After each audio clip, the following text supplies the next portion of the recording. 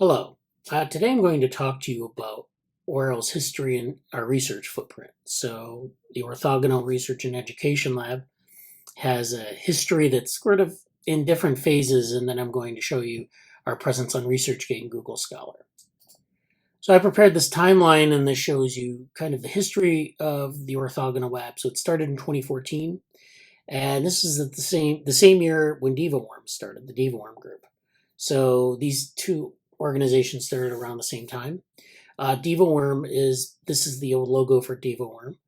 And DevaWorm was always sort of loosely associated with the OpenWorm Foundation.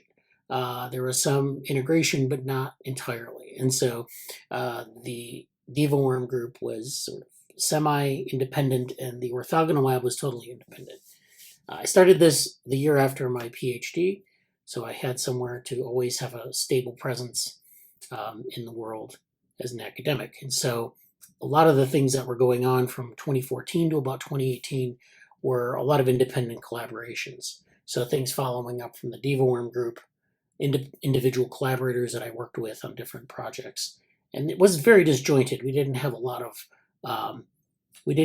communication between those channels. And so in that sense, it was a very independent organization. It didn't have a lot of integration yet.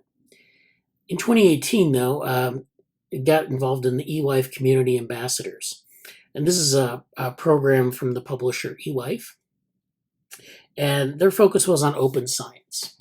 So open science is making science more accessible to the public and the general scientific community.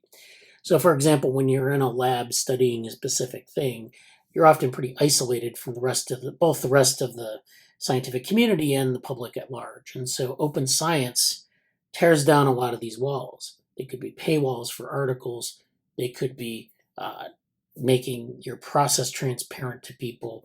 And it really is a nice, there were a lot of things we did around open science at the time that really kind of kickstarted a lot of the integration of the lab. In 2019, this was the first year that the Orthogonal Lab did a GSOC project, Google Summer of Code.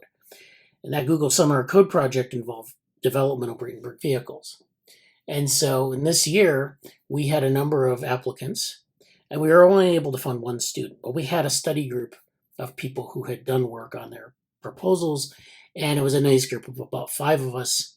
We did different things in agent-based modeling and computational modeling and in Brainberg vehicles. And so it was very productive, and we met, weekly. We had a good, sort of collaboration going.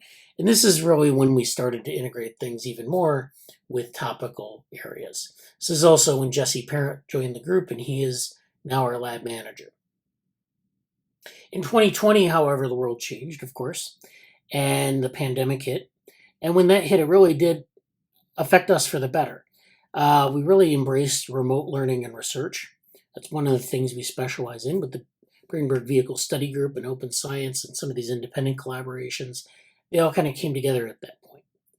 Furthermore, we got involved in the Neuromatch organization. We got involved in the Neuromatch Academy and the Neuromatch conferences.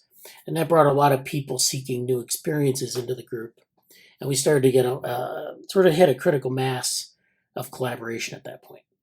So we had a number of things going on that were integrated, and people were, going across boundaries, and it started to become really robust. And this continued through 2021. And then in 2022, we started an internship program.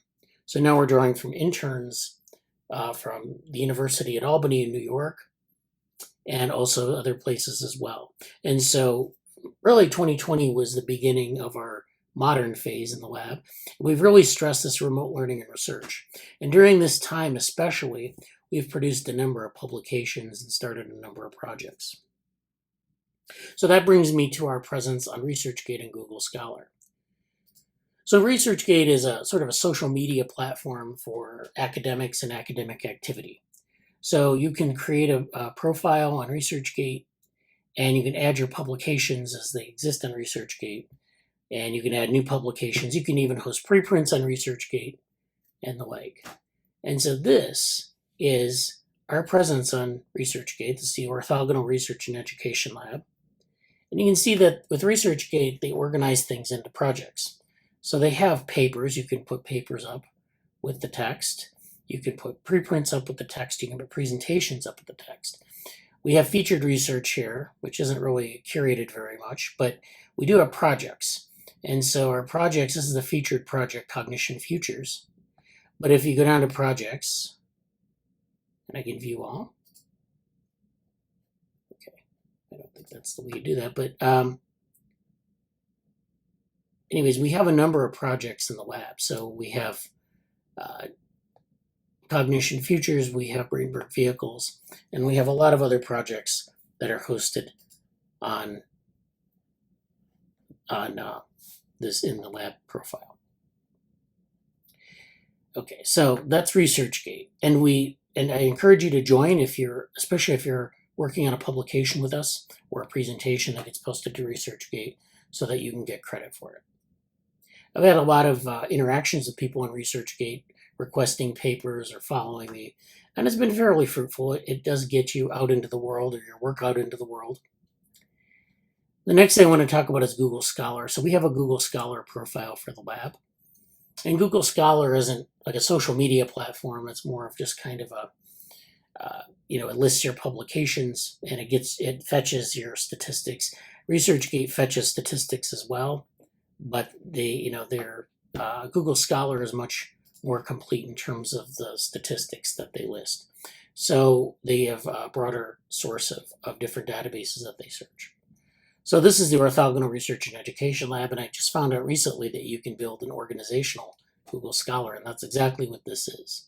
We have the co-authors listed here. So these are people who have been involved in the lab at different points in time, who have contributed to different publications that have been under the purview of the lab. And these are our citations broken out by year. So you can see 2015 was the first year we had a citation based on a paper affiliated with the lab. And then, as we go on, what it does is it takes all the publications you have up to that point and counts the citations on them in that year.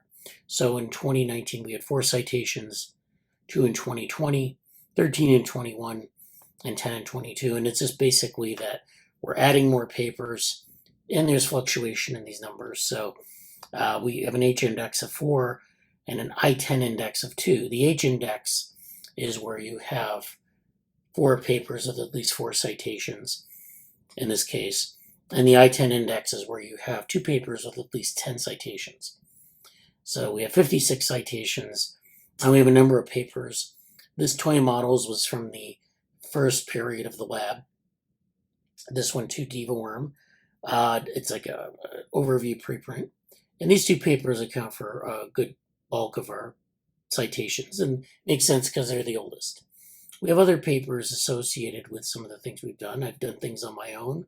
We have things, the Brainberg Vehicles paper, which was published in A-Life, Artificial Life Journal. That has 5 citations. That was published this year, and there was a preprint out for about 2 years on it. So it collects things from preprints and from journals. So this is nice because it lists all of our publications. You can go here and find a publication. There are links to the publications, and it tells you how many citations we have. So it kind of measures our impact. Our impact isn't really great in terms of citations yet, but we've been working, as I said, we have these 3 phases of our project, or of our lab's history, and that kind of reflects, I think this kind of reflects that.